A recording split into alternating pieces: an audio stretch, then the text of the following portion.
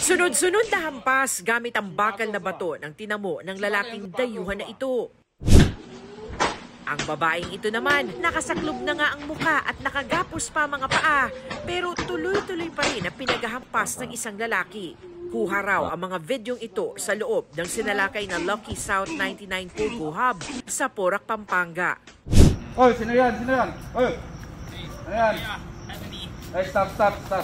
Laking gulat naman ng mga nagbabantay na mga miyembro ng Special Action Force nang lumabas ang lalaking ito mula sa gate ng compound. Bit-bit pa niya kasi ang bakal na bed frame ng isang kama. Dali mo dito. Ay, nakaposas yan? Sir, nakaposas, sir.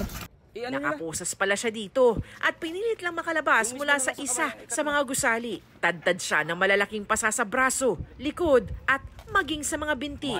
May black eye rin siya at puno ng mga galos at sugat. Bakas rin sa kanyang damit ang natuyong dugo. Nalamang bukod sa biktima ng torture, kidnap victim rin ang lalaking Chinese at iniwan na lang ng matunugan ng raid noong Martes.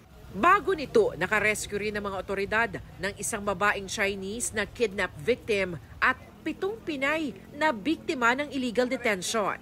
Ang Presidential Anti-Organized Crime Commission o PAOC may iba pang hinahanap ng mga biktima. Pero kasamaang palad, ayon sa aming mga informante, namatay na po yung isa doon sa dalawang foreign national. Nakatanggap kami ng balita na ang kanyang katawan ay crenimate na. Administratively relieved naman ang hepe ng Porac Police para magbigay daan sa investigasyon.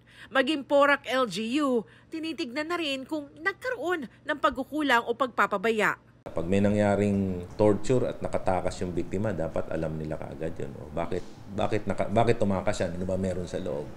Diba? So, dapat alam ng local government.